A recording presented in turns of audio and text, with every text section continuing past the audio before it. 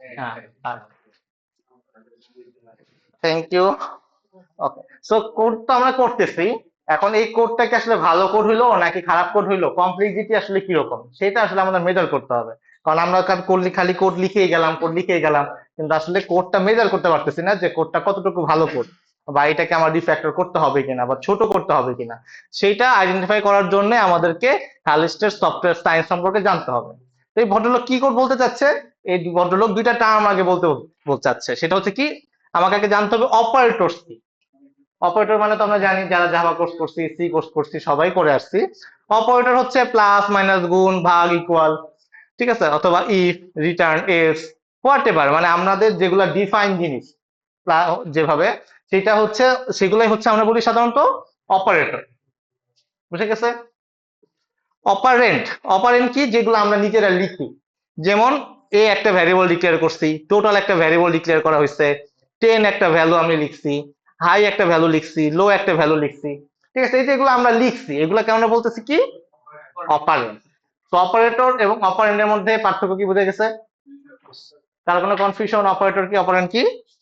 ওকে, তো এই দুইটা যদি বুঝতে পারি আমরা, তাহলে আমাদেরকে জাস্ট কাউন্ট করতে হবে যে কি, এই কমপ্লেক্সিটি বের করার জন্য কিভাবে কাউন্ট বের করতে হয়, তো একটা সূত্র আছে। প্রথমে আমাকে ইউনিক অপারেটর বের করতে হবে। এই যে কোডটা, এইখানে ইউনিক অপারেটর কয়টা আছে কেউ বলতে পারবেন? না দেখা, এই পাশ থেকে দেখে এই পাশে করতেছেন। ঠিক আছে, এখানে অপারেটর আছে 6টা, equal, plus, if, greater than, return, else. Return তো দুইবার আসছে, ঠিক আছে, সো ইউনিক অপারেটরস আছে 6টা। ইউনিক অপারেন্ট কয়টা? টোটাল, এ, বি, 10, হাই এন্ড লো, এটাও 6টা। এটা দেখে বলছেন? সত্যি? আপনি ডান দিকে তাকাইছেন কেন, আপনি এদিকে তাকাই বলছেন। এটা কোড, আপনি এটা দেখে বলছেন? আরে এটা দেখে কেন বলবেন, এটা দেখে গুনবেন, এটা তো বলে দিচ্ছে। ঠিক আছে, বুঝে গেছে? তো তাইলে N1 হচ্ছে আমাদের 6টা, N2 হইতেছে 6টা, এই হইতেছে আমাদের ইউনিক। একবার করে কাউন্ট করছি, রিটার্ন দুইবার আছে, কাউন্ট করছি একবার, ঠিক আছে, তো টোটাল দুইবার ছিল, কাউন্ট করছি একবার, এইভাবে হচ্ছে 6। এবার হচ্ছে আমরা কাউন্ট করবো হচ্ছে টোটাল অপারেটরস কয়বার আছে। 7টা, যেহেতু ইফ টোটাল ছিল দুইবার, রিটার্ন ছিল দুইবার, তো দুইটাই আছে 7বার, তো টোটাল অপারেটর আছে হচ্ছে 7, এবং টোটাল অপারেন্ড আছে 7। এইভাবে হচ্ছে আমাদের এন এবং N1, মানে N1, small n1, N small n2, capital N1, capital N2 count করতে হয়। এই চারটা বের করা যাবে কোনো একটা কোড দেখে, মনে হয় স্যাম্পল কোড দেওয়া আছে, সেখান থেকে এই চারটা বের করতে হবে, পসিবল? এত কোড কোথায় আর? মানে আপনি মনে করেন একটা ছোট কোড লিখছেন, এতটুকু সাথে সাথে কাউন্ট করে ফেলবেন, আপনি পরে যে কাউন্ট করবেন কেন?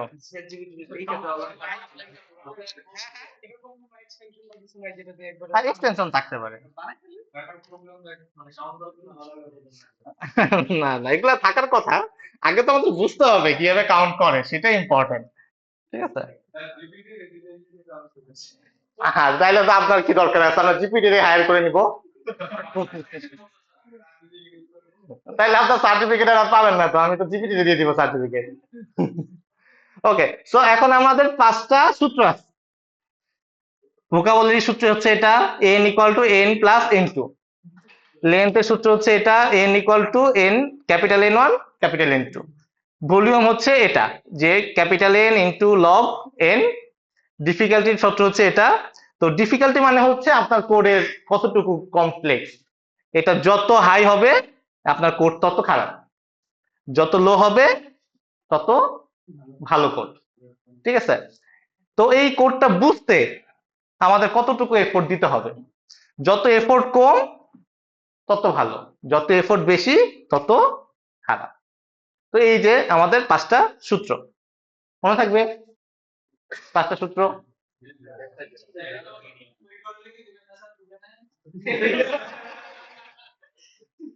পরীক্ষার হলে এবার আর দিব না নে।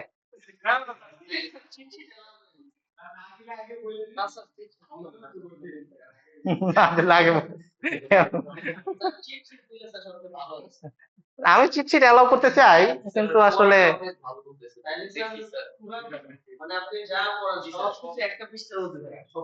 না, এটা আমি এগ্রি করতেছি, কিন্তু আসলে ডিপার্টমেন্ট কিভাবে দেখে এটার জন্য ভালো লাগে না।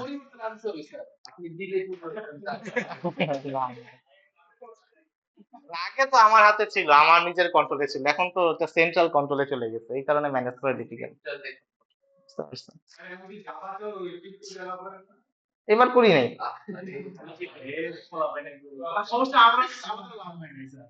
না, এবার ভালোই তো করছে, এত খারাপ করে নাই তো। ওকে, এবার অঙ্ক করি। তো এই যে সেম কোডটা মনে আছে, এটা থেকে আমাদের কাউন্ট করতে হবে এটা, যে n1 কয়টা, n2 কয়টা, n1 কয়টা, n2 কয়টা, তো আমরা এটাকে কাউন্ট করলাম। ঠিক আছে, তো আমাদের অঙ্ক করার ক্ষেত্রে প্রথম স্টেপ হচ্ছে কোড থেকে আমরা এই চারটার ভ্যালু বের করে ফেলবো। বুঝে গেছে? সেকেন্ড স্টেপ কি?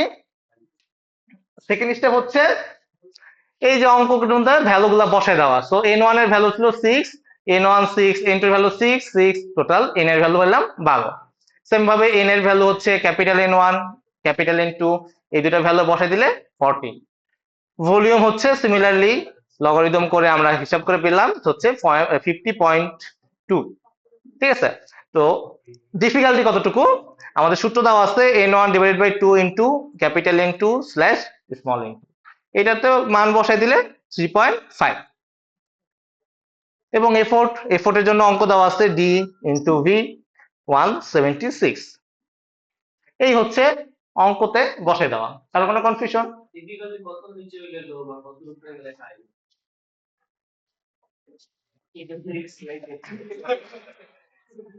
সো এটা হচ্ছে আমাদের বেঞ্চমার্ক ধরা হয়।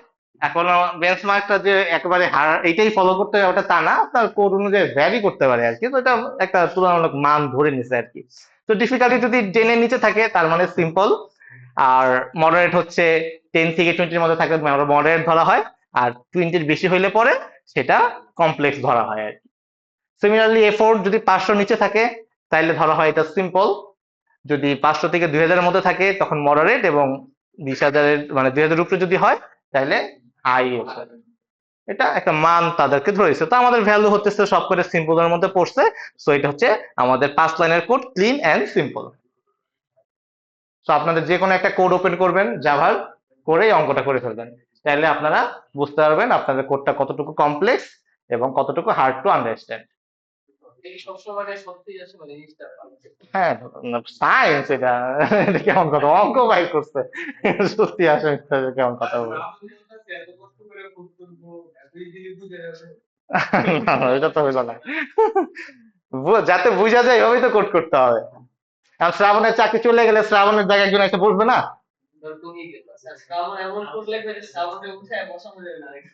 তাহলে তো শ্রাবণের চাকরি আগে যাওয়া উচিত। এটা ভালো কথা বলছে, এটা এগ্রি করতেছি। ওকে, এখন আরেকটা আছে যে আপনার কোডে আমি টেস্ট করতে হবে, আপনার কোডটা অ্যাকচুয়ালি কোডে টেস্ট করতে গেলে পরে কি কি জিনিস আসলে টেস্ট করব সেটা বোঝার জন্য আমাদের সাইক্লোমেট্রিক কমপ্লেক্সিটি অ্যানালাইসিস করতে হয়। একটা কোডের ইফ থাকতে পারে অনেকগুলা, এলস ইফ থাকতে পারে অনেকগুলা, হোয়াইল লুপ, ফর লুপ, অনেকগুলো ডিসিশন থাকতে পারে। ধরেন যে আপনার একটা সিম্পল কোড লিখছেন যে যদি এজ 18 এর কম হয় তাহলে সে ভোটের জন্য এলিজিবল না, যদি 18 এর বেশি হয় তাহলে ভোটের জন্য এলিজিবল। তাহলে আপনার এখানে কমপ্লেক্সিটি হচ্ছে দুইটা, যে আপনি আগে এস কম দিয়ে একবার ট্রাই করে দেখবেন, এস বেশি দিয়ে একবার ট্রাই করে দেখবেন, আর একবার সমান দিয়ে ট্রাই করতে পারেন আর কি। তো আপনাকে এইভাবে চেক করতে হবে আর কি। তো এই যে পাথ গুলা, যে আপনি কি কি পাথে আপনি আসলে চেক করতে চাচ্ছেন, এই কমপ্লেক্সিটি কত বড়। কারণ আপনার যদি এলসিফ অনেকগুলা হয়ে যায়, ঠিক আছে, আপনি একটা মেথড লিখছেন এটার মধ্যে 100টা এলসিফ, তাহলে সেটার কমপ্লেক্সিটি পাথ অনেক বড় হওয়ার কথা এবং এটা ডিফিকাল্ট হওয়ার কথা বোঝা। তো এই জিনিসটাকে আসলে আমাদেরকে এখানে ডিফাইন করতে, যে কিভাবে আমরা আসলে সাইক্লোমেট্রিক কমপ্লেক্সিটি কাউন্ট করতে পারি, যত কমপ্লেক্সিটি কম হবে তত বেটার। তো আমরা একটা এক্সাম্পল দেখলে পরে বুঝতে পারবো যে কিভাবে কাউন্ট করে। তো সাইক্লোমেট্রিক কমপ্লেক্সিটি কাউন্ট করার সূত্র হচ্ছে এটা, CC cyclomatic complexity number of decision path. এটা হচ্ছে আমার ডিসিশন পাথ কাউন্ট করতে হবে, সাথে হচ্ছে +1। আপনি যে কোশ্চেনটা করছিলেন, একটা পাইছেন আর একটা কই থেকে পাইছেন, এই এক হচ্ছে +1। হ্যাঁ, এখন আসি ডিসিশন পাতে।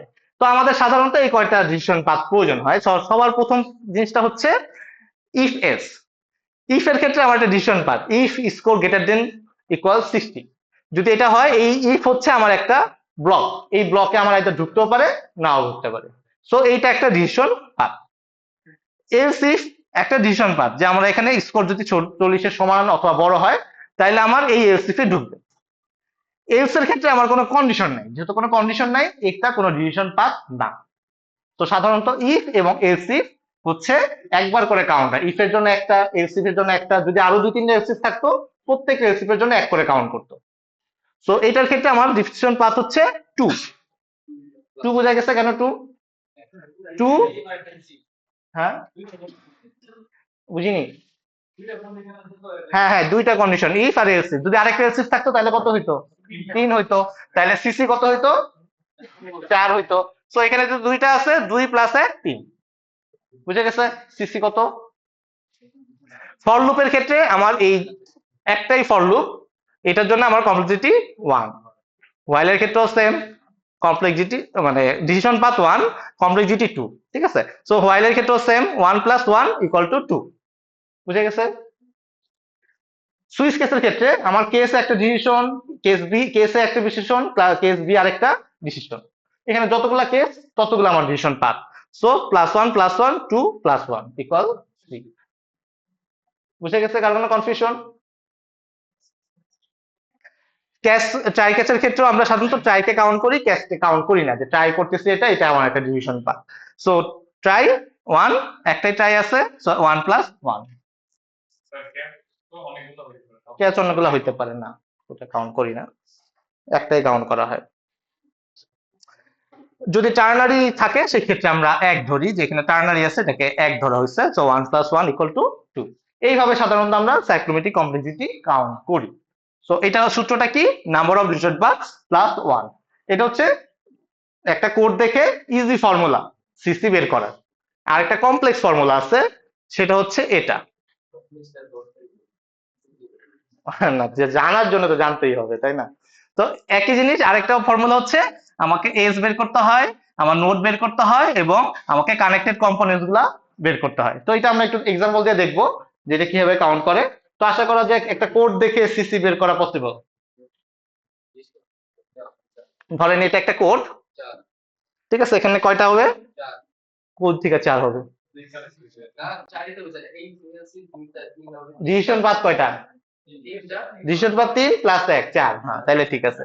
সো কাউন্ট হচ্ছে if else if else if, total 3টা, ডিসিশন পাথ +1, সিসি = 4। বুঝে গেছে? কারো কোনো কনফিউশন? ওকে, এখন হচ্ছে মেথড 2। ঠিক আছে, মেথড 2। মেথড 2 এর জন্য আমাকে সবার প্রথমে নোড বের করতে হবে।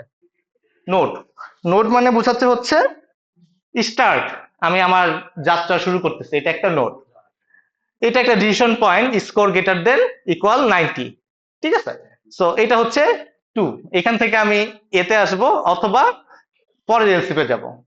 সো কয়টা হলো? 1 2 3। সেরকম ভাবে 4 5 6 7 8 9।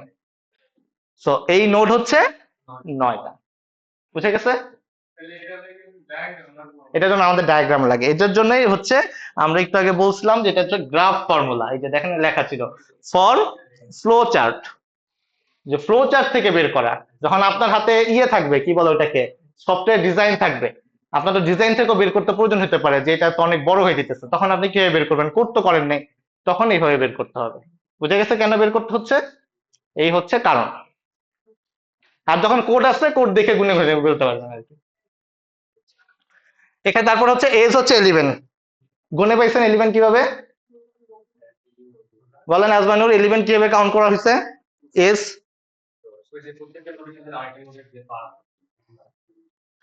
স্টার্ট থেকে স্কোর, প্রথম ডিসিশন পাথ, একটা নোট, দুইটা নোট, তিনটা নোট, চারটা নোট, পাঁচটা নোট, ছয়টা নোট, সাতটা নোট, 8 9 10 11। এই হচ্ছে যে কটা দাগ দেওয়া আর কি। তো প্রত্যেকটা কানেকশন হচ্ছে এস। কম্পোনেন্ট হচ্ছে এটা আমার একটাই ফাংশন, একটাই কম্পোনেন্ট, মাল্টিপল কোনো কিছুর সাথে কানেক্টেড না, দ্যাটস ওয়াই ওয়ান, সাধারণত ওয়ানই থাকে, ঠিক আছে, যদি কমপ্লেক্স না হয়ে যায়। 1 2 3 4 5 6 7 8 9 10 গোনা শেষ করার পরে বুঝেন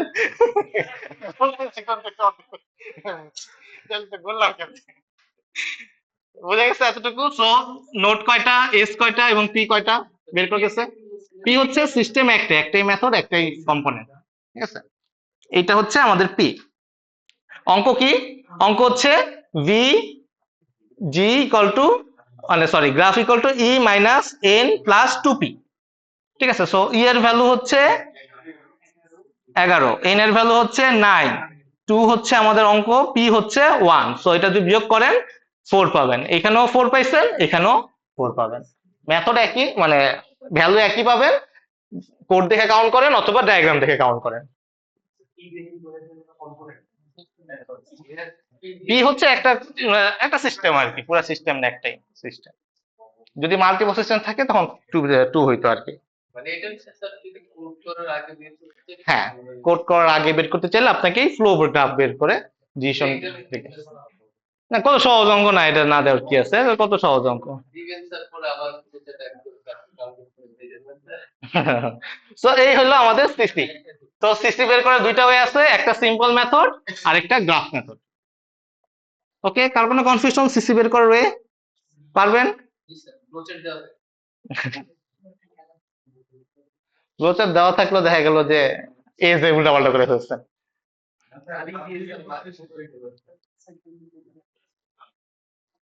ওকে, এখন সাইক্লোমেট্রিক কমপ্লেক্সিটি কতটুকু হওয়া বেটার, ঠিক আছে, আমাদের সৈবুজ্জামান নাইমের কোশ্চেন।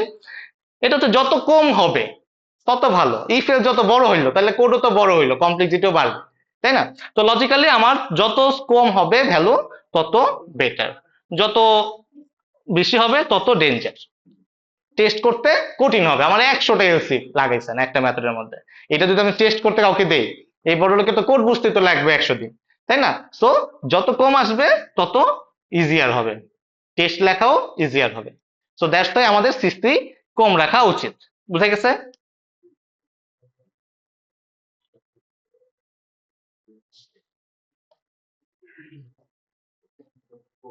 এটা হচ্ছে একটা প্র্যাকটিস, আপনারা বাসায় প্র্যাকটিস করে নিয়েন। কোড রিভিউ, তো কোড তো একজন কোড করতেছে, নিজের ভুল নিজের ধরাটা ডিফিকাল্ট, সো দ্যাটস ওয়াই আরেকজনকে দিতে হয় যে ভাই আপনার কোডটা একটু দেখি, একটু ভুল ধরে দেন, ঠিক আছে, দ্যাটস ওয়াই কোড রিভিউ করাইতে হয়। তো আমাদের সাধারণত এরকম অ্যাপ্রোচ আমরা যাই না, আমরা সাধারণত নিজেকেই বস ভাবি, ঠিক আছে, সো নিজেই কোড করলাম, নিজেই ডিপ্লয় করলাম, পরে যে গালিগালাজ খাই, ঠিক আছে।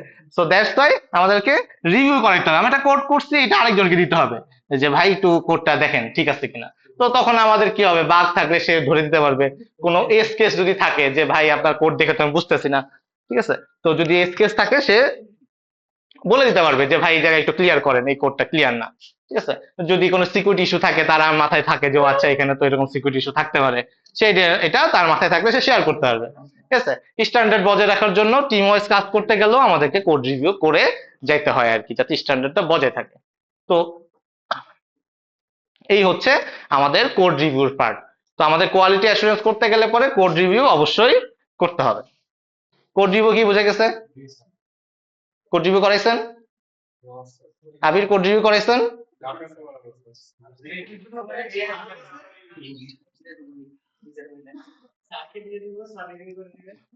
না, এখন তো এআই কে দিয়ে কোড রিভিউ করা যায়, আপনারা তো কোড লিখাই নিতেছেন, এটাই হচ্ছে সমস্যা। আপনি কোড লিখে বলবেন প্লিজ রিভিউ মাই কোড, আপনার উল্টা করতেছেন আর কি।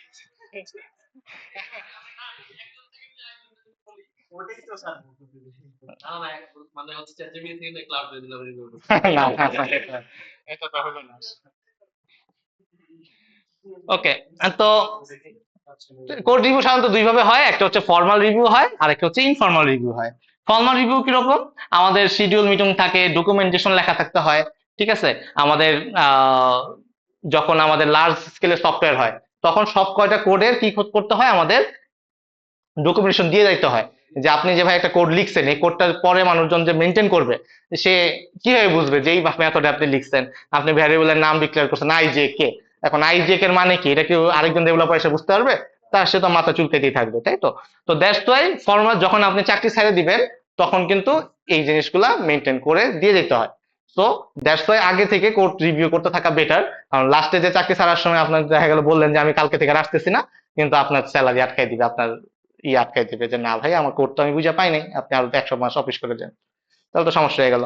আপনি ওই জায়গায় মনে করেন ভালো টাকার চাকরি পাইছেন, কিন্তু এখান থেকে যাইতে পারতেছেন খালি কোডটা বুঝে দেওয়ার জন্য। হ্যাঁ, আপনার তো দিবে না, আপনি যদি রিলিজ সার্টিফিকেট না জান ওখানে জয়েন নিবে, এই তো ঝামেলা বুঝছেন। এই জন্য আমাদের এইটা করতে হবে, কোড রিভিউ করতে হবে। ঠিক আছে, সো ইনফর্মাল রিভিউ কি? ইনফর্মাল রিভিউ হইতেছে আপনি আবিরে বলবেন যে আবির একটু কোডটা একটু ভাই দেখে দেন না, খাওয়াই দিব না চা কফি। ঠিক আছে, এটাকে হচ্ছে টিমমেটে যে চেক করে নিলেন। ঠিক আছে, তো এরকম গিটহাবে পুল রিকোয়েস্ট দিতে পারেন। অনেকে অসময় পুল রিকোয়েস্ট দেয়, আবার অনেক সময় টিম লিডার যে আছে সে চেক করে পিআর গুলো একসেপ্ট করে। তো এই জিনিসগুলো হইতেছে আপনাদেরকে মেনটেন করতে হবে আর কি, কোড রিভিউ। শেষ, এই টপিক শেষ। এটা তো গতকাল ক্লাস শেষ হলো, আজকে ক্লাস শুরু হবে এখন। তো এই হচ্ছে আমাদের সফটওয়্যার মেজারমেন্ট এন্ড ম্যাট্রিক্স, এটা কোয়ালিটি অ্যাসুরেন্সের একটা পার্ট, যাতে আমাদের একটা ভালো কোড প্রডিউস করতে পারি। তো এখন থেকে আমরা আশা করতেছি ভালো কোড প্রডিউস করতে পারবো। বুঝে গেছে কি আবির, ভালো কোড প্রডিউস করবে এখন থেকে?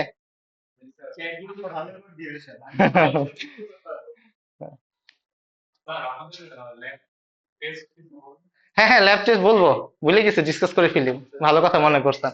তা আপনাদের, হ্যাঁ হ্যাঁ, আপনাদের কবে ল্যাব টেস্ট দিতে চাচ্ছেন? এই বুধবারে একটা ল্যাব টেস্ট দিয়ে দেন। না না না, বুধবারে দিতে হবে, নাহলে তো চাপ পড়ে যাবে লাস্টে। না না, টাইম নেই। তাহলে মঙ্গলবারটা দেন। মঙ্গলবার অথবা বুধবার, এই সপ্তাহে একটা দিতে হবে। হ্যাঁ হ্যাঁ, এই সপ্তাহে একটা দিতে হবে। নেক্সট উইক আরেকটা। ঈদের পরে তো ফাইনাল, ঈদের পরে ফাইনাল দিবেন না? তারপরে ফাইনাল হবে, তারপরে ল্যাবের প্রেজেন্টেশন হবে, কত কিছু হবে, অনেক ইভেন্ট বাকি তো আমাদের। না না না না না, সব আগে আগে শেষ হয়ে যাবে এবার। না, নেক্সট উইকে তো আপনার তো প্রেশার পড়ে যাবে বেশি, তাই না? তো নেক্সট উইকে, নেক্সট উইক বলতেছি এই বুধবার দিন একটা প্রেজেন্টেশন দেন, প্রেজেন্টেশন বলতেছি একটা পরীক্ষা দেন। ঠিক আছে, তো সিটি 3, সিটি 3 না 2?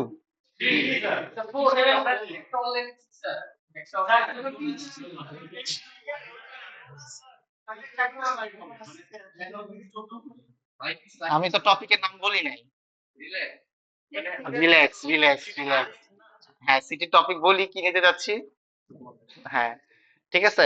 তো সিটিটা হবে হতেছে আপনাদের ল্যাব ভিত্তিক এবার, ঠিক আছে। সেটা হতেছে যে কোনো একটা ইস্যু বলা থাকবে, আপনারা যখন পরীক্ষা দিচ্ছেন না মিড এক্সাম, একটা সিনারিও দেওয়া থাকবে, এটাতে জিরা এন্ট্রি করতে হবে, এটাতে ডায়াগ্রাম অ্যাসাইন করা থাকতে হবে, যে কোনো ডায়াগ্রাম আসতে পারে, তারপরে গ্যান্ট চার্ট আসতে পারে, সেই পুরো জিনিসটা যতগুলো ডায়াগ্রাম শিখছেন, যত শিখছেন সবকিছু আপনার জেনারেট করতে হবে অনলাইনে। অনলাইন বলতে মানে ডায়াগ্রাম আঁকতে হবে আর কি, এই হইলো কথা, পিসিতে আর কি। ঠিক আছে, না নো নকল। জিরাতে আপনার হইতে পারে, জিরাতে আপনার কাজ অ্যাসাইন করা লাগতে পারে, আমি বলে দিব টাস্ক ওয়াইজ। হ্যাঁ হ্যাঁ, ল্যাব টাস্কে যা যা করছি সেগুলোর উপরে কম্বাইন একটা সিটি হবে। বুঝে গেছে? এটা তো কোনো সিলেবাস নাই, শেষ তো। হ্যাঁ, না না এসআরএস না, ডায়াগ্রাম বানাইতে হবে। এখন আপনার ডায়াগ্রাম কয়টা আছে ওগুলা দেখে দেখে করবেন, সমস্যা নেই। ডায়াগ্রাম পারবেন, সমস্যা নেই। হ্যাঁ, ডায়াগ্রাম করলে হবে না, লাভ নেই। তাহলে ইউজ কেস বাদ দেই, বাকিগুলো থাকুক। ঠিক আছে, এতটুকু দয়া করতে পারেন। তাহলে ইউজ কেসটা বাদ দিয়ে বাকি সবগুলা দিয়ে আপনারা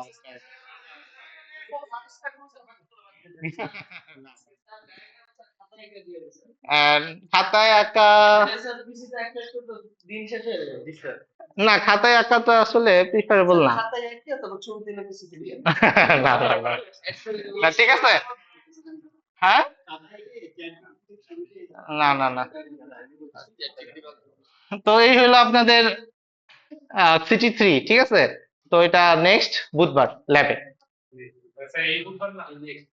এই যে বুধবার আসছে, বুধবার নেক্সট নেক্সট আসছে বুধবার। আপনি রবিবারে দিয়েন, কঠিন কোশ্চেন হবে। দিতে দাও তো যাবে, আপনার জন্য ধরলাম।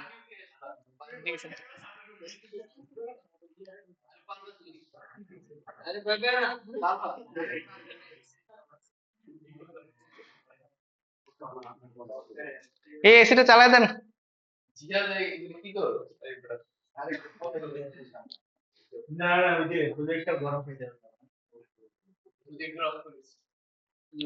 ওকে,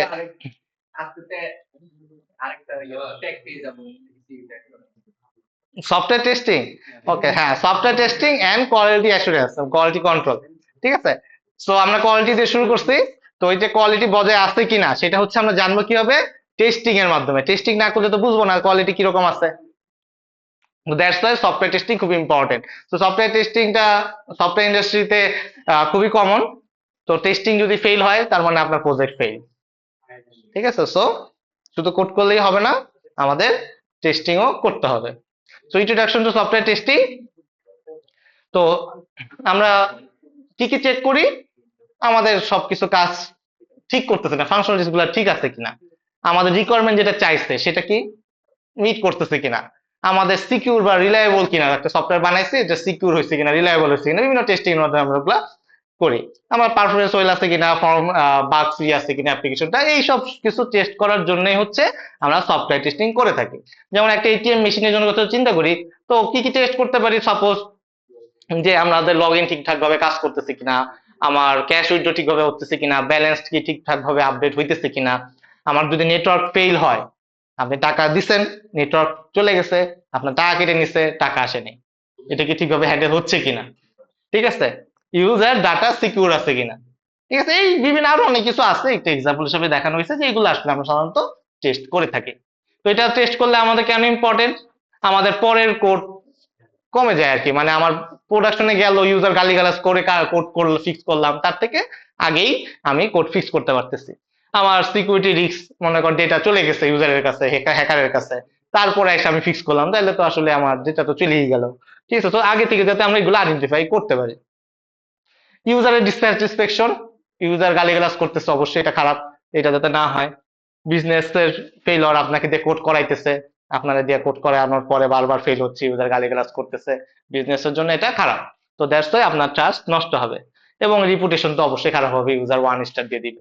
তো এই কারণে আমাদের আগেই সফটওয়্যার টেস্টিং করতে হবে। So deliver high quality, reliable, secure and bug free software. বুঝে গেছে?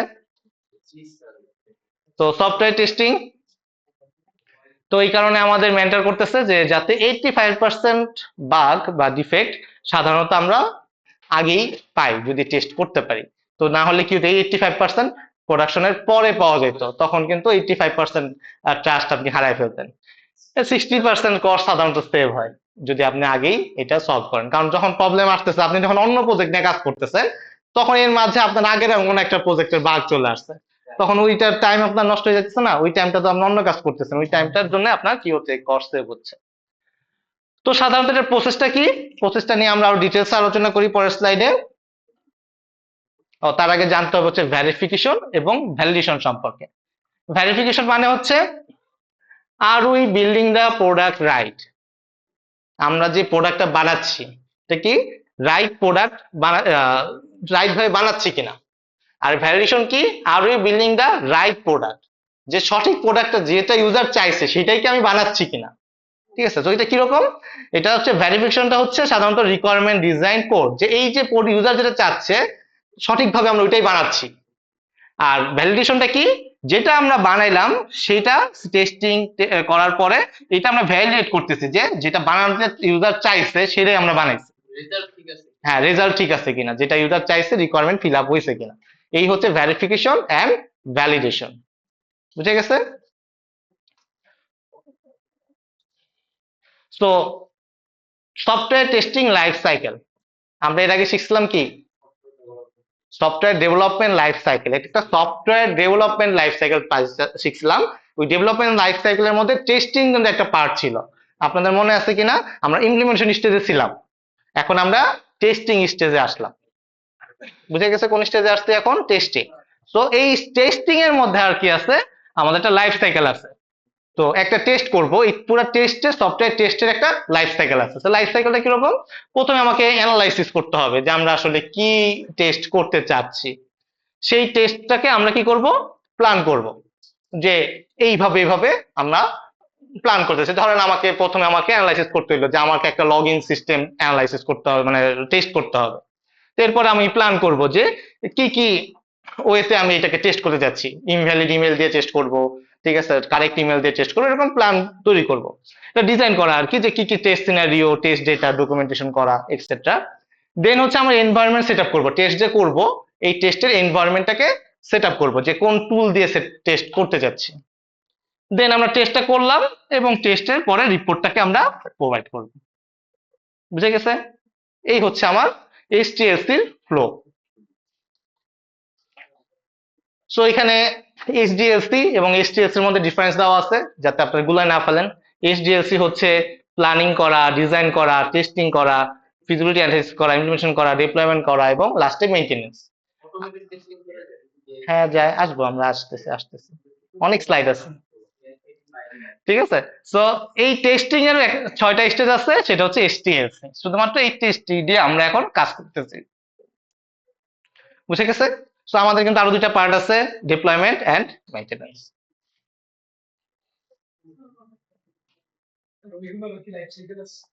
এখনো স্লাইড রেডি করি নাই।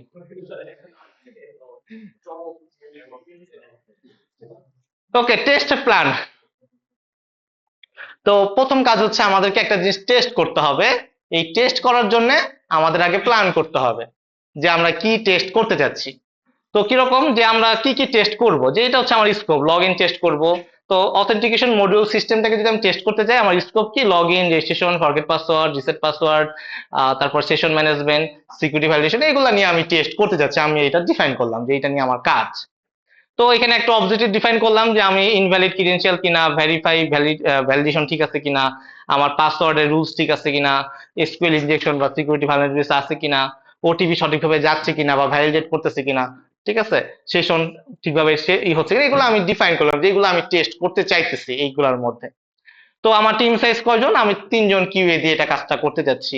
1 সপ্তাহের মধ্যে এটা একটা ডিউরেশন তৈরি করতে যাচ্ছি, যে এটা 1 সপ্তাহের মধ্যে আমি ডিসিশন নিব। 120টা টেস্ট কেস আমি করতে চাচ্ছি, এই কটার ভিতরে আমি 120টা টেস্ট পারফর্ম করতে চাই, হোয়াট এভার, যে কোনো পারফর্মই হোক, ঠিক আছে। তো কোন এনভায়রনমেন্ট, ডেটাবেসটা কি, এটা একটা কিউএ ডেটাবেসের মধ্যে আমি এটা পারফর্ম করতে চাই, মানে আলাদা একটা ডেটাবেসের মধ্যে পারফর্ম করতে। প্রোডাকশন ডেটাবেসে তো আপনি অবশ্যই টেস্ট করবেন না, তাই না। তো ডেটাবেসটা এনভায়রনমেন্টটা কি সেটাও বলতে হবে, কোন টুল দিয়ে করতে চান সেটা ডিফাইন করতে হয়, এবং সাকসেস রেট কত পার্সেন্ট হইলে আপনি এটাকে পাস বলবেন। একটা আমাদের পাস মার্ক কত, 40-তে। তো আপনি টেস্ট করতে বসছেন একটা সফটওয়্যার, এখন সফটওয়্যার তো ভুল ভ্রান্তি থাকবেই, ঠিক আছে। এখন কয়টা টেস্ট পাস করলে পর আপনি বলবেন যে হ্যাঁ এই টেস্টটা ডিপ্লয়মেন্টের জন্য যাইতে পারে, এটা হচ্ছে 98%।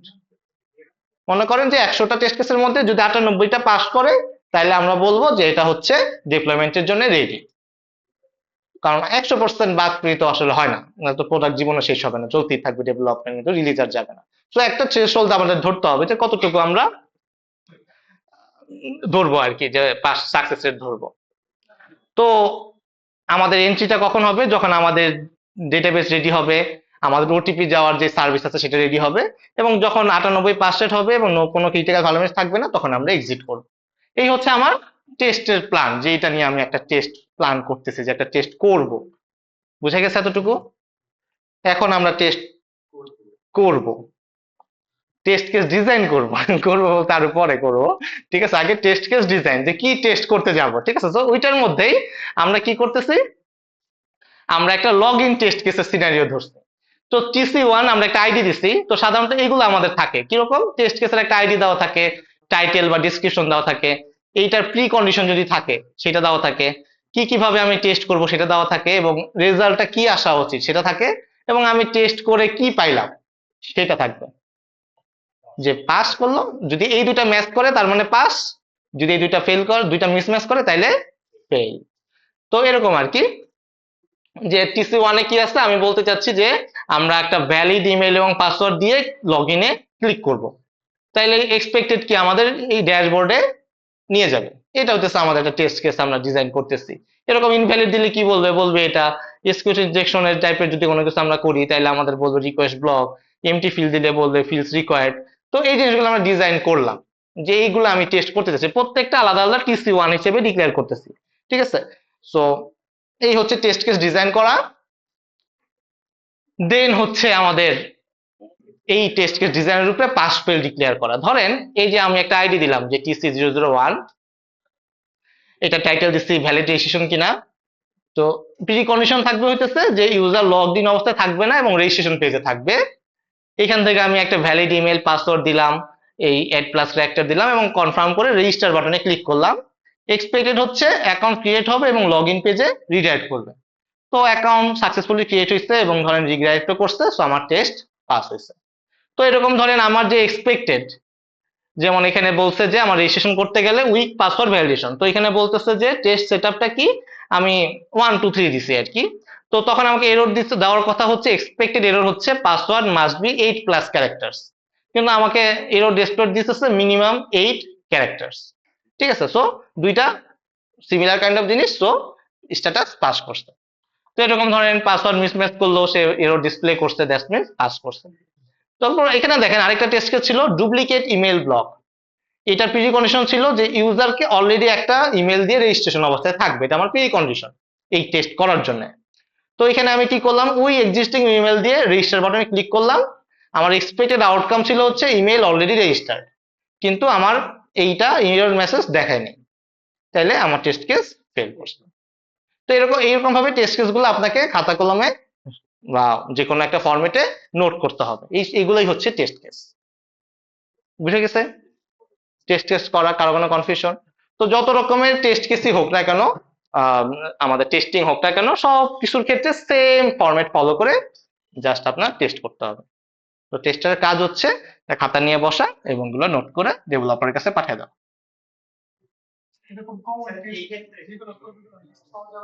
হ্যাঁ, লিস্ট পাওয়া যাবে, থাকতেই পারে, কোনো সমস্যা নেই।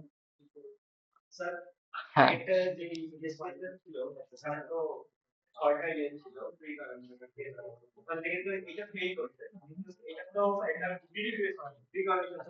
হুম,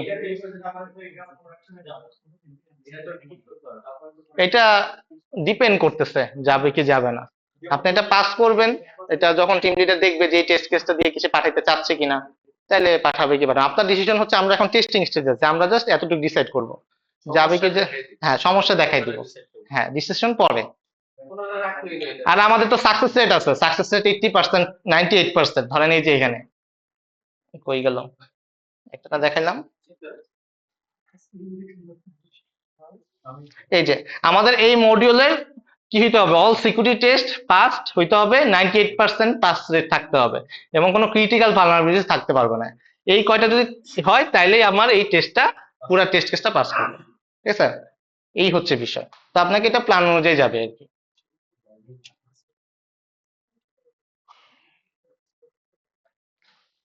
টেস্ট সিনারিও কি, টেস্ট সিনারিও হচ্ছে আমাদের কি টেস্ট করতে চাচ্ছি সেটা ডিফাইন করা, আর স্ট্র্যাটেজি হচ্ছে আমার অ্যাপ্রোচটা কি, কি কি অ্যাপ্রোচ ফলো করে আমরা এই টেস্টটাকে করতে চাচ্ছি। কিরকম, আমরা লগ ইন সিস্টেম টেস্ট করতে গেলে পরে আমরা বলতেছি যে লগ ইন টেস্ট চেক করবো, ইনভ্যালিড পাসওয়ার্ড চেক করবো, ফরগেট পাসওয়ার্ড চেক করবো, এগুলা। আর স্ট্র্যাটেজিটা কি, আমি কি অটোমেটেড টেস্টিং করতে যাচ্ছি নাকি ম্যানুয়াল টেস্টিং করতে যাচ্ছি। ঠিক আছে, অটোমেটেড মানে হইতেছে কোন একটা সিস্টেমকে আমরা ট্রিগার সিস্টেম এমনভাবে করছি সে অটোমেটিক টেস্ট করে বলে দিতেছে। ম্যানুয়াল টেস্টিং হইতেছে আমরা আজমাইনকে হায়ার করছি যে ভাই তোমাকে যত তুমি বারবার খালি লগ ইন করার চেষ্টা করবা। ঠিক আছে, সো এটা ম্যানুয়াল টেস্টিং।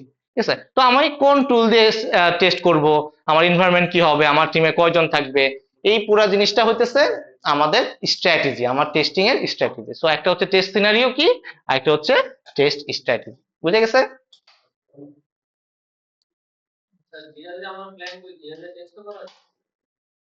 না, ওখানে রিপোর্ট করতে পারেন। জিরাতে টুল, রিপোর্ট করার টুল। সেলেনিয়াম আছে না? সেলেনিয়াম হচ্ছে মেইন টুল, ঠিক আছে, টেস্ট এনজি টুল। আর জিরাতে হচ্ছে এটা রিপোর্ট করতেছে, বাগ রিপোর্টিং টুল, যে এখানে এই প্রবলেম পাওয়া গেছে। So bug report writing. So আমি যে টেস্ট কেস পাস করতেছে, এখন তো আমাকে ফর্মালি জানাইতে হবে, ঠিক আছে, আমরা আসলে মুখে মুখে জানাই না, ঠিক আছে। এটা হইতে পারে যে আপনার নিজেরা কোর্স করে, এই ভাই উনি ভুল হয়েছে ঠিক করেন তো, ব্যাপারটা এরকম সফটওয়্যার ইন্ডাস্ট্রিতে করা উচিত না। আমরা সবকিছু পেপার ওয়ার্কের মাধ্যমে করতে হবে, ঠিক আছে, পেপার ওয়ার্কের মাধ্যমে আমাদেরকে বাগ রিপোর্ট করতে হবে, যাতে নোটিফাইড থাকে সবাই যে আমি যে একটা কাজ করছি, তাকে কাছে একটা কাজ অ্যাসাইন করা হচ্ছে বা কাজ দেওয়া হইতেছে, সো এটা নোটেড থাকে। তো একটা বাগ রিপোর্টে কি কি থাকে? বাগ রিপোর্টে একটা টাইটেল থাকে, যে এইটা হইতেছে আমরা বাগ পাইছি। একটা আইডি দেওয়া থাকে যাতে আমরা ইন ফিউচারে ট্রেস করতে পারি। স্ট্যাটাস থাকে ওপেন, একটা স্ট্যাটাস দেওয়া থাকে, আমরা এটা দিয়ে পরে দেখবো। ডেসক্রিপশন থাকে যে কিভাবে এই স্ট্যাটাসটা আমরা মানে একটা ডেসক্রিপশন, যে বাগটা কিভাবে আসলো বা বাগটা সম্পর্কে থাকে, এই বাগটা কিভাবে রিপ্রোডিউস করা যায়। এখন আপনি তো বাগটা পাইছেন, কিন্তু যে কোড করতেছে তার তো ওই বাগটাকে দেখতে পাইতে হবে। তো তারও তো ওই বাগটাকে রিপ্রোডিউস করতে হবে, নাহলে পরে সে কিভাবে আসলে এই বাগটা ফিক্স করবে। সো তাকে প্রসিডিউর বলতে হবে যে ভাই তুমি এইভাবে যাবা, এই ইমেল ফলো করবা, এই ইমেল দিবা, তারপরে পাসওয়ার্ড ইনভ্যালিড দিবা, রেসপেক্টে রেজিস্টার বাটনে ক্লিক করবা, তাহলে তোমার এটা পাওয়ার কথা ছিল, কিন্তু তুমি, আমি পাইছি হচ্ছে এটা, দ্যাট মিনস এটা ভুল হয়েছে। এবং এনভায়রনমেন্টও বলে দিতে হবে। দেখা গেছে যে আপনি উইন্ডোজ 10 ক্রোম এটা ইউজ করতেছেন, কিন্তু ম্যাকে এটা ঠিকঠাক চলতেছে। তো আজমাইনুর ম্যাকে কোড করছে, এর জন্য সে এটা ফিল করে নাই, কিন্তু আপনি তো ম্যাকে কোড করেন নাই, আপনি উইন্ডোজ ওপেন করছেন। তো তখন এখানে বাগ আসছে। সো আপনাকে এনভায়রনমেন্টটাও কি করতে হবে, মেনশন করে দিতে হবে। সকল এনভায়রনমেন্টে যে প্রবলেম থাকবে ওটা কিন্তু তা নাও হইতে পারে, ঠিক আছে। হইতে পারে মোবাইল ডিভাইসে প্রবলেম হচ্ছে, মোবাইল ডিভাইসে রেজিস্টার বাটন দেখা যাচ্ছে না, হইতেই তো পারে। সো প্রপার এনভায়রনমেন্টটাকে বলে দিতে হবে। সেভারিটি এন্ড প্রায়োরিটি সম্পর্কে আমরা পরে আলোচনা করব, এটা নিয়ে আলাদা স্লাইড আছে।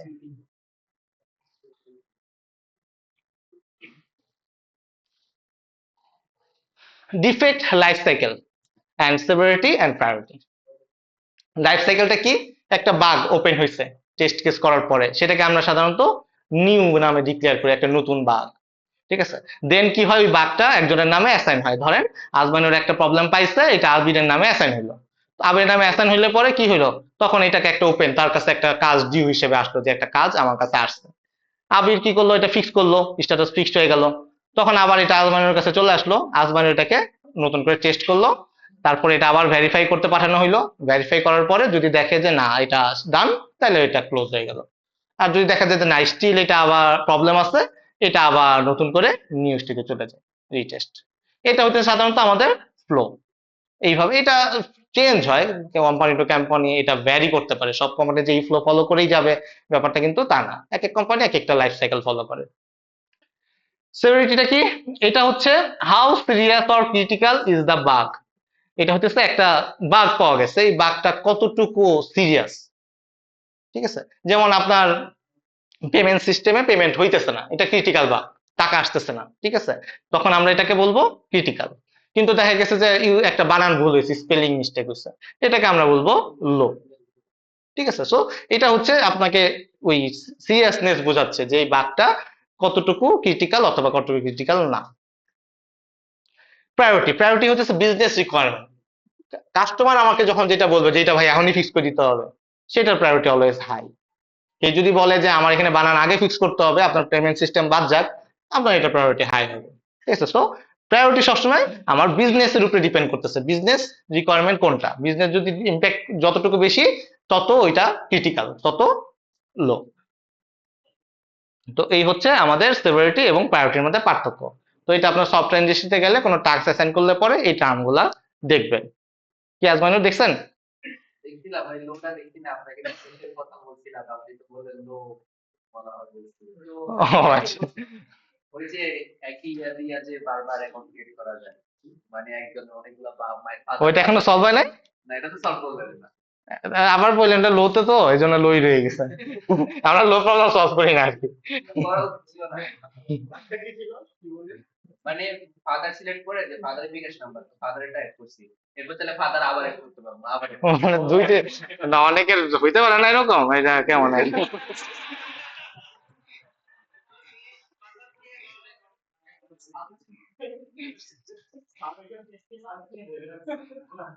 আমি 10টা অ্যাড করি একটা সফটওয়্যার ডিজাইন করে খালি ভাই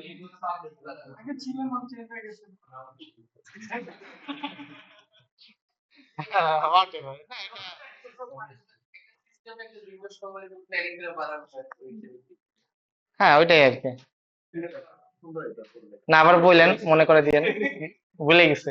তাহলে তুমি যদি করতে হবে না এমনি বললে তো হ্যাঁ এই যে বাগ রিপোর্ট রাইটিং দিতে হবে। হ্যাঁ মেল করেন। আপনি তো ওই যে একটা লেটার নিয়ে যাবেন বললেন, লেটার নিয়ে তো যান না। ওই যে কি যেন একটা লেটার যাবে, লাইব্রেরি নিয়ে। রেজিস্টার সার্টিফিকেট পাবেন না তো, কি করা যায় বলে ওনাকে পাইতে হয়। আমাদের কাছে আমরাই পাই না আর আপনি পাইবেন। 30 জন সাইন আমরা যাচ্ছি বলবো যা বলেন স্যার তো একটু আগেও ছিল, এই যে একটু আগে মিটিং করে আসলাম। হ্যাঁ একটু আগে আমরা গেছি ওদিকে থেকে পিসি স্যার আর উনি তো যাবে, বাইর হবে যখন তখন ধরবেন। আপনার কাজ ছিল না এখন তো আর পাবেন না, কালকে দেখবেন, সকালবেলা দেখবেন। ওকে, এখন আসি আমাদের টেস্টিং, ফাংশনাল টেস্টিং টাইপ।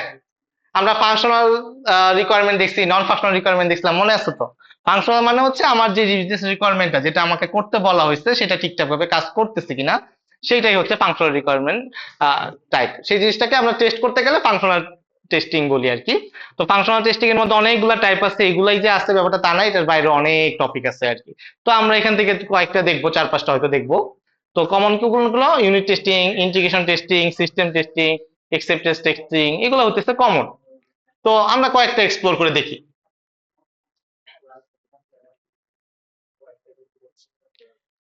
তো সবার প্রথমে যেটা আছে সেটা হচ্ছে ইউনিট টেস্টিং। ইউনিট টেস্টিং হইতেছে স্পেসিফিক লাইনস অফ কোডের উপরে টেস্ট করা। আপনি একটা মেথড লিখছেন, এই মেথডটাকে টেস্ট করে দেখতে যাচ্ছেন যে এই মেথডটা কি ঠিকঠাক ভাবে কাজ করতেছে কিনা। ধরেন আপনি একটা সিম্পল একটা মেথড লিখছেন, অ্যাড নামক একটা মেথড, ক্যালকুলেটরের জন্য অ্যাড মেথড, যেখানে আপনি দুইটা ভ্যালু পাস করতেছেন, 2 আর 2। এক্সপেক্টেড কি? 4। এখন আপনার ক্যালকুলেটর এই মেথড রিটার্ন করে হতেছে 5, তাহলে মেথডে ভুল আছে। তো এটাই টেস্ট করা আর কি, আমরা বলতেছি ইউনিট টেস্টিং। তো এখানে এই যে অ্যাডে আপনি কি করেন, -1 1 দিয়ে চেক করবেন একবার, লার্জ ভ্যালু দিয়ে চেক করে দেখবেন, বিভিন্ন ভ্যালু দিয়ে চেক করে দেখবেন যে আপনার এই অ্যাড নামক মেথডটা কি কাজ করতেছে কিনা ঠিকঠাক ভাবে। আবার ধরেন পাসওয়ার্ডের ক্ষেত্রে আপনি একটা মেথড লিখছেন যে ভেরিফাই পাসওয়ার্ড, অথবা ওই পাসওয়ার্ডের লেন্থ ঠিক আছে কিনা। তো যদি এটা দেওয়া হয় তখন দেখবে যে রিটার্ন দিবি স্ট্রং পাসওয়ার্ড, ধরেন এবিসি দিল উইক পাসওয়ার্ড, তারপর 1 2 3 4 5 6 দিল, বললো ভেরি উইক পাসওয়ার্ড। তো এই যে রিটার্ন ঠিকঠাক ভাবে দিচ্ছে কিনা, এইটাই হচ্ছে আপনার একটা টেস্ট কেস। তো এটাকে আমরা বলতেছি ইউনিট টেস্টিং। ইউনিট টেস্টিং হচ্ছে স্পেসিফিক একটা মেথডের উপরে টেস্ট করা বা লাইনস অফ কোডের উপরে টেস্ট করা, যে মেথডটা ঠিকঠাক ভাবে কাজ করতেছে কিনা। বুঝে গেছে ইউনিট টেস্টিং কি?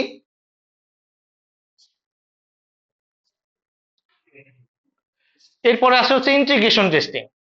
আমাদের কোডের মধ্যে একটা কোড আরেকটা কোডকে কল করতে পারে, একটা মেথড থেকে আরেকটা মেথডে কিন্তু কল করতে পারে। আবার আপনি মনে করেন যে আপনি রিপোজিটরি থেকে কি বলে সার্ভিসে কল করছেন, আবার সার্ভিস থেকে কন্ট্রোলারে কল করছেন, আবার অনেক সময় কন্ট্রোলার থেকে ব্যাকএন্ড থেকে ফ্রন্ট এন্ডে কল করা হতে পারে।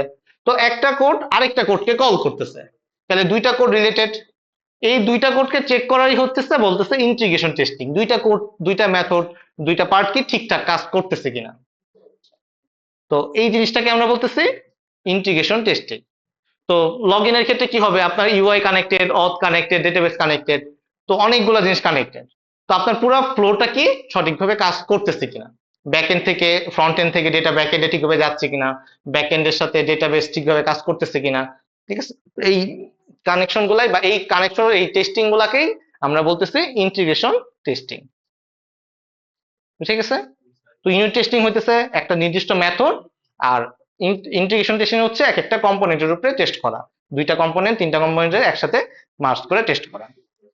এটা তো ফ্রন্ট এন্ড থেকে ওটা ব্যাক এন্ড থেকে পুরো ফ্লোটা টেস্ট করতে পারেন, হোয়াট এভার, আপনি দুইটা কম্পোনেন্ট একসাথে চেক করতেছেন।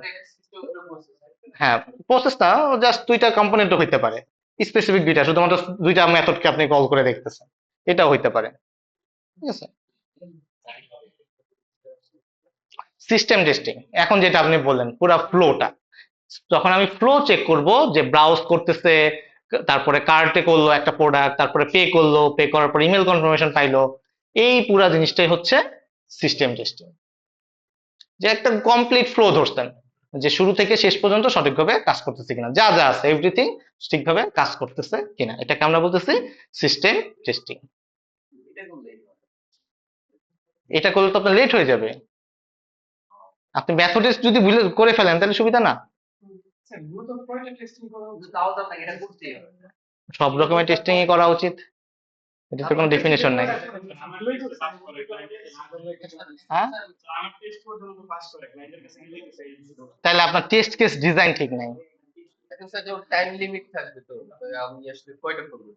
কিসের? মানে টেস্টিং যে করবো সব সেটা টাইম লিমিট আছে না? মানে ও যে বললো কয়টা করা উচিত আপনি সব সব possible। এখন আপনি কতটুকু ছাড় দিতে চান? এখন টেস্টিং তো আপনার সবকিছুর উপরেই করা উচিত লজিক্যালি, তাই না? কারণ আপনি একটা টেস্ট করলেন না, পরে ইউজার গালিগালাজ করলো, এটা তো আপনার দায়ভার নেওয়া উচিত না। সবই টাকা দিয়ে। সবই টাকা, হ্যাঁ। বুঝে গেছে তাইলে unit testing, integration testing and system testing. এরপরে হচ্ছে অ্যাকসেপ্টেন্স টেস্টিং। অ্যাকসেপ্টেন্স টেস্টিং হচ্ছে ক্লায়েন্টের সাথে কথাবার্তা।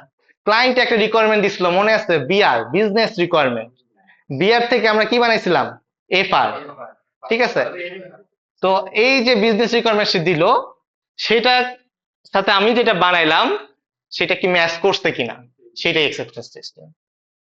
বুঝা গেছে? তো এই যে বিআর দিল, আমি একটা প্রোডাক্ট বানায় নিয়ে আসলাম, এই যে দুইজন ম্যাচ করছে, ওকে, অ্যাকসেপ্টেন্স টেস্টিং পাস করছে। বুঝে গেছে? Okay, clear.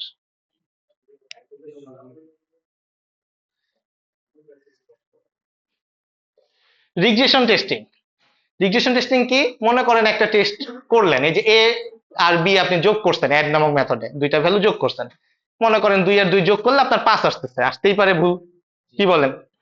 তো ভুল তো আসতেই পারে। তো ভুল আসার পরে আপনি আবার কি করছেন, এটাকে আবার টেস্টে পাঠাই দিয়ে, এইটা কোডে পাঠাই দিয়েছেন যে এটা ফিক্স হয় না, আবার কোড করতে হবে।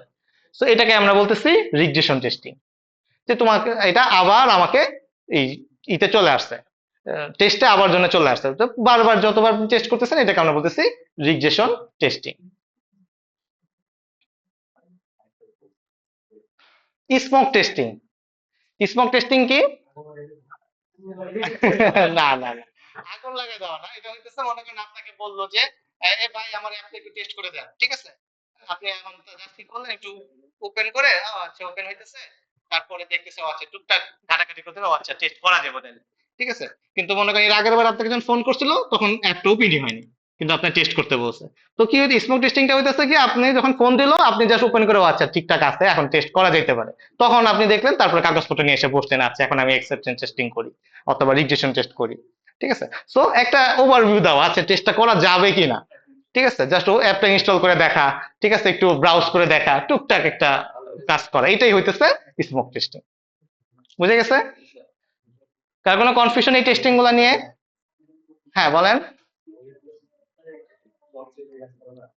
বুঝিনি।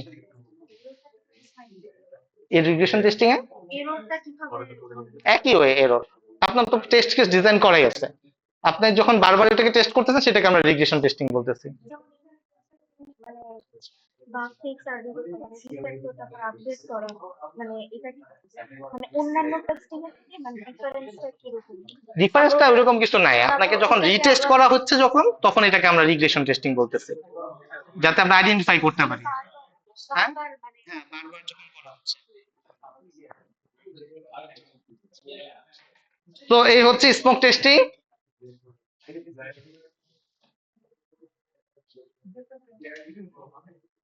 এখন এই যে টেস্টিং করতেছেন, কেউ কেউ একজন তো টেস্টার আছে যে টেস্ট করতেছে, তারা আসলে কোন অ্যাপ্রোচে টেস্ট করে, তো তাদের টেকনিকটা কি? এরকম অনেকগুলো টেকনিক আছে, তার মধ্যে সবচেয়ে কমন অফ টেকনিক হচ্ছে black box testing, white code box testing and grey box testing. হ্যাকারের বিষয় না এটা, ব্ল্যাক বক্স, ঠিক আছে? ব্ল্যাক বক্স মানে কি? ব্ল্যাক বক্স মানে হচ্ছে আপনার কোনো নলেজ নাই সিস্টেমের ভিতরে, আপনাকে একটা, এটা কি? এই যে রোডম্যাপে দেখলাম আপনি যেটা করেন হ্যাঁ, আমাদের ইসের পার্ট তো, এটা টেস্টিং এর পার্ট। সবই পাইবেন, হোয়াট এভার। সো আমি যে টেস্টার, আমরা ধরেন আজমাইনুরকে নিয়ে আসছি, আমাদের আবির একটা লগ ইন ফর্ম বানাইছে, আজমাইনুরকে ধরাই দিছে যে আজমাইনুর এটাকে তুমি টেস্ট করো। আজমাইনুর তখন কি করতেছে, এটাকে বলতেছে ব্ল্যাক বক্স টেস্টিং। সে আন্দাজি ট্রাই করতেছে যে আমি ইমেইলটা ইনভ্যালিড দিয়ে দেখি, আমি পাসওয়ার্ডটা ডিফাইন দিয়ে দেখি বা কমন দিয়ে দেখি কাজ করে কিনা। সে কিন্তু কোডের কোনো নলেজ নাই তার কাছে। আবির এখানে ইফ এলস লজিক লিখছে কিনা, ঠিক আছে, ইউজার নেম পাসওয়ার্ডের ইকুয়াল করছে কিনা, এটা কিন্তু আমাদের আজমাইনুর জানে না। তো এইটাই আমরা বলতেছি ব্ল্যাক বক্স টেস্টিং। এটা তো কন্টেন্ট থেকে করা যায়। যে কোনো টেস্টিং এর কথাই বলতেছি, হোয়াট এভার। কারণ আমি কোড বুঝি না, তাহলে তো আমি কোড দেখবো না। না, আপনার কোড দেখা যায়, আপনাকে সিস্টেম দিয়ে দিচ্ছে, আপনি লগ ইন দেখতেছেন। ফাদার, হ্যাঁ হ্যাঁ হ্যাঁ, এটা ব্ল্যাক বক্স টেস্টিং। ওকে, এতটুকু বোঝা গেছে black box testing. White box testing হচ্ছে উনি লগ ইনের কোডটা অনেকে দিয়ে দিচ্ছে, উনি জানে এই ইফ আছে, এই এলস আছে, ওই এফ গুলা ঠিকভাবে কাজ করতেছে কিনা, এলস গুলা ঠিকভাবে কাজ করতেছে কিনা, সেটাকে আমরা বলতেছি হোয়াইট বক্স টেস্টিং। যে সে অলরেডি জানে এই লজিক গুলো লেখা আছে, এই লজিক গুলা ঠিকভাবে কাজ করতেছে কিনা।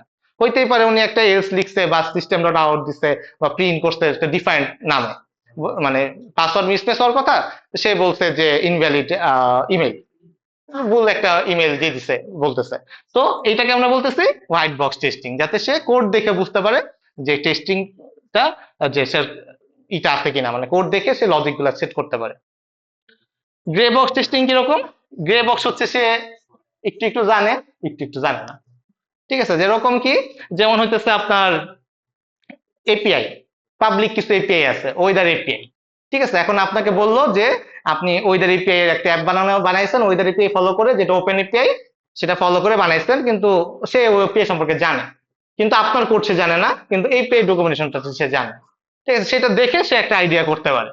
তো সেটাকে আমরা বলতেছি গ্রে বক্স, যে কিছু কোড তার কাছে জানা আছে, কিছু কোড আননোন। ঠিক আছে, এটা মিক্স হইলে পরে তখন তাকে বলি গ্রে বক্স। ঠিক আছে, তারপরে আমাদের ইউজ কেস থাকে, আমরা মনে আছে কিনা ইউজ কেস ডায়াগ্রাম করছিলাম, ওইখানে ইউজ কেস ডিসক্রিপশন লিখছিলাম, ওইখান থেকেও তারা টেকনিক নিতে পারে। আর আমাদের সাইক্লোমেটিক কমপ্লেক্সিটি একটু আগে দেখলাম, যদি সে মনে করে যে আমার সাইক্লোমেটিক কমপ্লেক্সিটি ফলো করে টেকনিকটা ফলো চেক করবে যেটা কমপ্লেক্সিটি বেশি না কম, সেক্ষেত্রে এই টেকনিকও ফলো করতে পারে। বুঝে গেছে কারো কোনো কনফিউশন টেস্টিং টেকনিক নিয়ে?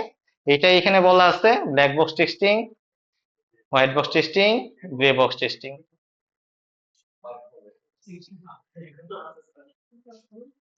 এটা অনেক বড় স্লাইড। না, টাইম আছে তো, টেস্টিং তো অনেক কিছু, টেস্টিং তো সব। ওকে, যেগুলো চলে যান শ্রাবণ। পারফরমেন্স টেস্টিংটা কি? আপনার পারফরমেন্স ঠিকভাবে আসতেছে কিনা, আপনার একটা অ্যাপ্লিকেশন ওপেন করছেন, এইটা মনে করেন স্লো, পারফরমেন্স ভালো না। ঠিক আছে, তো এই টেস্টিং করাটাই হইতেছে পারফরমেন্স টেস্টিং। বুঝে গেছে? এটা তো ল্যাব ক্লাস না।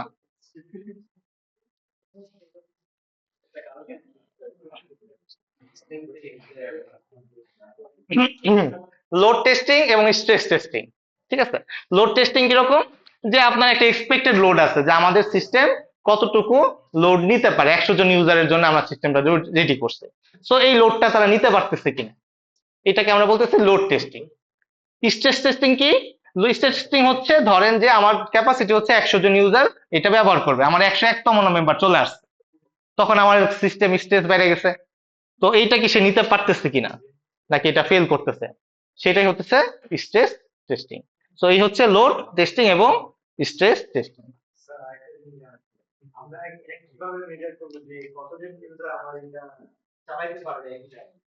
এটা আপনাকে অঙ্ক করতে হবে, অঙ্ক করে বের করতে হবে। না, এটা আমি দেখাবো না, এটা সফটওয়্যার কোর্সে দেখাবে। আস্তে আস্তে software design and development course আছে না একটা, হ্যাঁ ওই কোর্সটা দেখাবে। না না না, ওইটা আমি পারি না।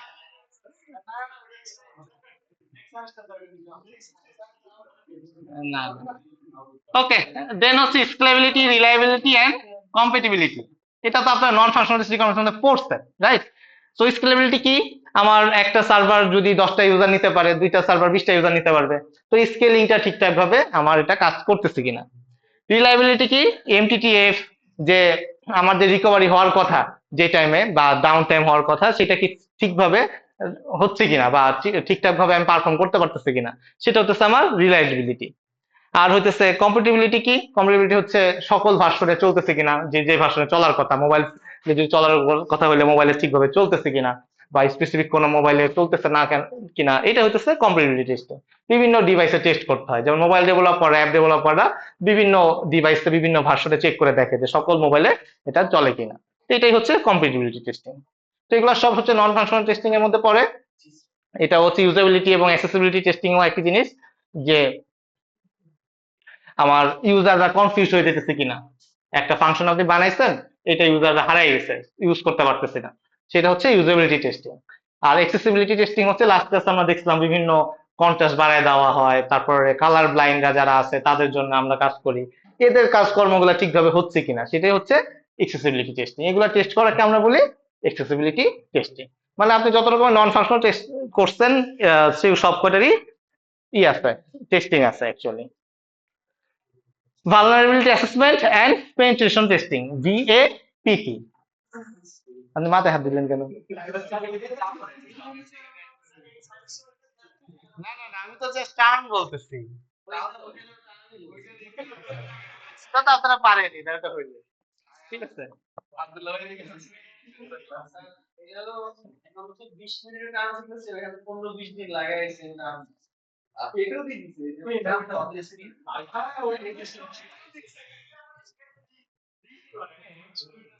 আচ্ছা আমি বলি, ভালনারেবিলিটি অ্যাসেসমেন্ট হচ্ছে আপনার কিছু কমন জিনিসপত্র আছে, যে জিনিসগুলো আমাদের টেস্ট করতে হয় আর কি, অ্যাসেস করতে হয় যে এটাকে আমার সিস্টেমে ফেল করে কিনা। তো একটা কিছু স্ক্যানিং প্ল্যাটফর্ম আছে, যেসব স্ক্যানিং প্ল্যাটফর্ম ইউজ করে আমাদের এখানে টুলস বলা থাকে যে এই জিনিসগুলো আমরা চেক করব, যে যেগুলো ভালনারেবল টুলস আছে সেগুলো, বা ভালনারেবল লাইব্রেরিজ আছে কিনা সেগুলো আছে কিনা, এগুলো ইউজ করে কিনা, সেগুলোর উপরে ডিপেন্ড করে আমরা একটা অ্যানালাইসিস করি, একটা স্ক্যান করি।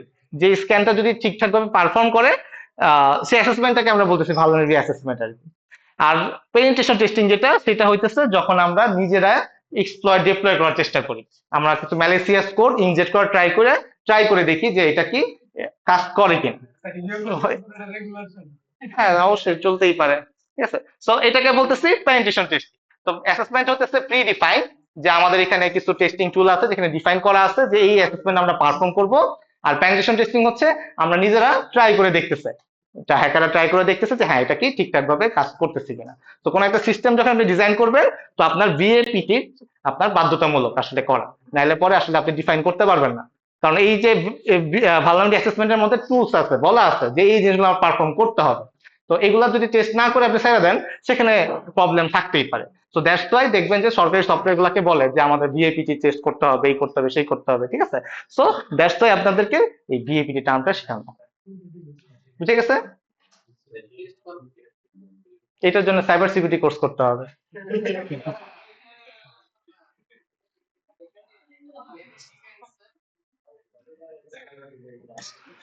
সো অথেন্টিকেশন হচ্ছে আমার ইউজার নেম এবং পাসওয়ার্ড কারেক্ট আছে কিনা, কারেক্ট থাকলে লগ ইন করতে পারতেছি কিনা। আর অথরাইজেশন হচ্ছে যে আমার যেই যে রোলে অ্যাক্সেস পাওয়ার কথা, সেই রোলে আমি অ্যাক্সেস করতে পারতেছি কিনা। এটা হচ্ছে অথেন্টিকেশন এবং অথরাইজেশন টেস্টিং। আর একটা হচ্ছে সেশন টেস্টিং, যে আমার যতটুকু সেশন থাকার কথা সেই ততটুকু সেশনে আমার অ্যাক্সেস আছে কিনা, নাকি কম সময়ের মধ্যে আমার অ্যাক্সেস শেষ হয়ে যাইতেছে বা বেশি সময় আমি অ্যাক্সেস পাচ্ছি, সেইগুলো চেক করাকেই বলতেছি সেশন টেস্টিং, ঠিক আছে। তো আপাতত মনে হয় এতটুকুই থাকুক, বাকি তো পরের ক্লাসে দেখবো। টোকেন টেস্টিং আছে কেন? ল্যাবে পারবেন না কেন? ল্যাবে তো অবশ্যই পারবেন। কেন? স্কুল ইনজেকশন তো এখন হয় না, এখন আর স্কুল ইনজেকশন তো আগের যুগে হইতো।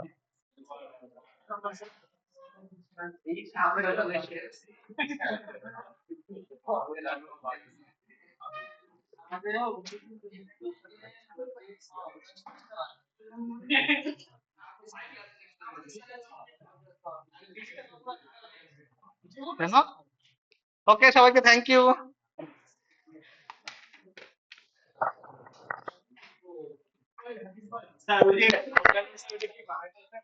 না না